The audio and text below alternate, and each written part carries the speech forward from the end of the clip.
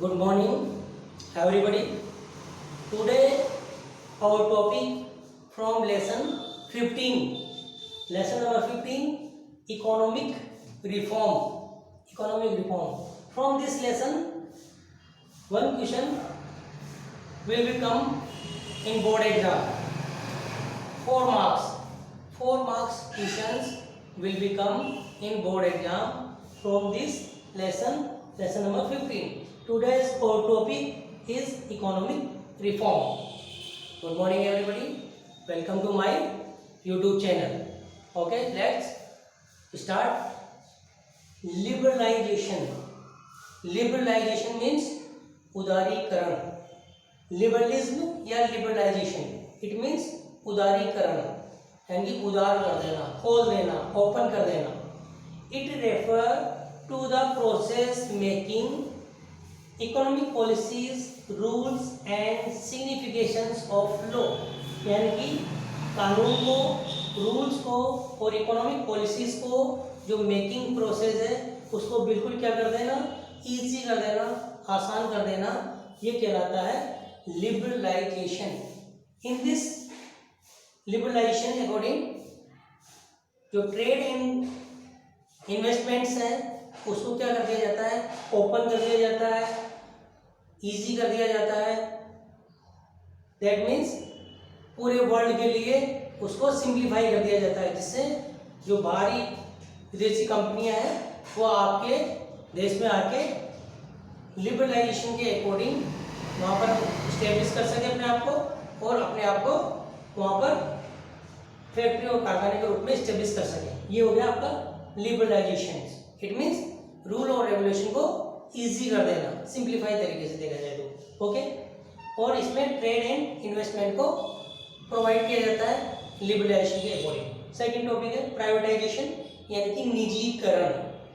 Liberalisation का means क्या था, उदारीकरण. प्राइवेटाइजेशन का मीन्स है निजीकरण. ठीक है ना.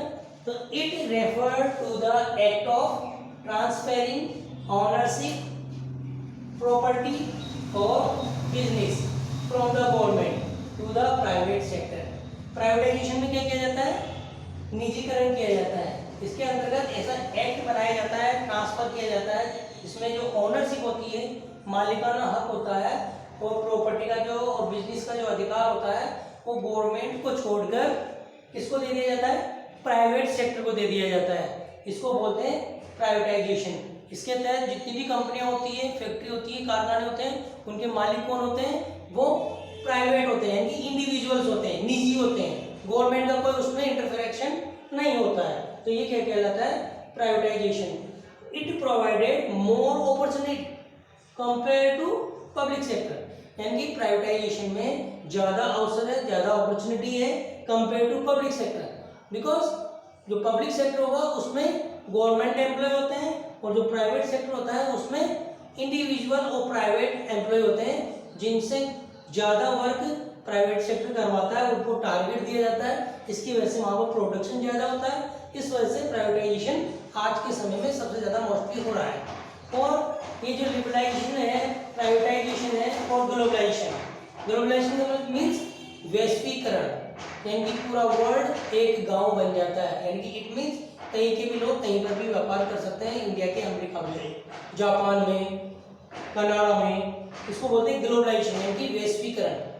इसी का एक रूप है हमारे प्राचीन काल में, एंशिएंट टाइम में, वसुदेव कुटुंबकम. ठीक है ना. इसका मीन्स में क्या होता है, पूरा विश्व एक ग्राम है. ठीक है ना. इसको बोलते हैं ग्लोबलाइजेशन. ठीक है ना. ये सब कब स्टार्ट हुआ इन इंडिया, 1991 में, जुलाई 1991 में इंडिया में इकोनॉमिक रिफॉर्म स्टार्ट हुआ, जिसके तहत liberalisation, privatisation and globalisation start किया गया. अब ग्लोबलाइजेशन क्या होता है, it refer to the integration of an economy with world economy.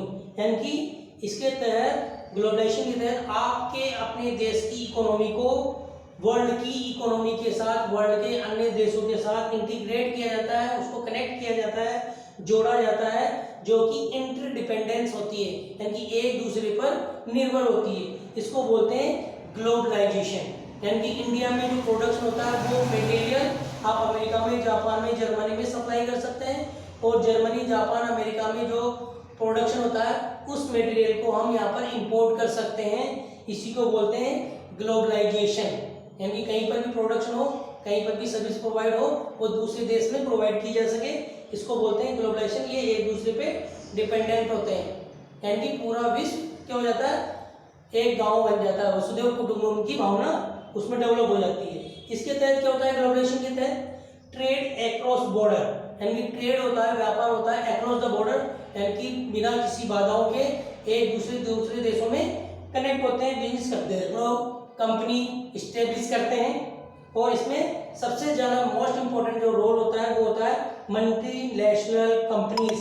जो मल्टीनेशनल कंपनीज है, ठीक है ना, मल्टीनेशनल कंपनीज है, वो इसमें सबसे ज़्यादा इंपॉर्टेंट रोल करती है, क्योंकि ये जो कंपनियां होती है एक से अधिक देशों में अपने ऑफिस और अपनी फैक्ट्रीज इस्टेब्लिश करती है, इसलिए इनको मल्टीनेशनल कंपनीज बोला जाता है। और इसी प्राइवेटाइजेशन को और लिबरलाइजेशन को और ग्लोबलाइजेशन को इम्प्रूव करने के लिए और इकोनॉमी को रिफॉर्म करने के लिए इन तीनों फैक्ट को, तीनों थिंग्स को अप्लाई किया जाता है, लागू किया जाता है एवरी नेशन में। इसी के लिए पूरे वर्ल्ड को कनेक्ट करने के लिए 1995 में 1 जनवरी 1995 को WTO वॉज एस्टेब्लिश, यानी कि वर्ल्ड ट्रेड ऑर्गेनाइजेशन की स्थापना की गई। इसके तहत पूरे विश्व के जो भी कोई बिजनेस से संबंधित कोई आर्ग्यू होते हैं, कोई डिस्कशन होते हैं, कोई प्रॉब्लम क्रिएट हो जाती है, तो उसका जो सॉल्यूशन होता है वो कहाँ पर होता है, WTO में होता है, वर्ल्ड ट्रेड ऑर्गेनाइजेशन में होता है। यानी कि पूरे विश्व का जो व्यापार है, ट्रेड है, वो किसके कंट्रोल में है, किसके डायरेक्शन में चलता है, वो WTO के डायरेक्शन में चलता है। तो इस तरह से 1 जनवरी 1995 को WTO की इस्टेब्लिशमेंट की गई, और उसके बाद में पूरे विश्व में अनेक देशों ने इकोनॉमिक रिफॉर्म किए। इकोनॉमिक रिफॉर्म 3 फॉर्म में होता है, लिबरलाइजेशन यानी कि उदारीकरण, प्राइवेटाइजेशन मीन्स निजीकरण, ग्लोबलाइजेशन मीन्स वैश्वीकरण, यानी कि वसुधैव कुटुंबकम के according. Okay, today's topic is finish. I hope you understand, and my previous video already you watched. So thank you very much. Like and subscribe my YouTube channel. Okay, bye.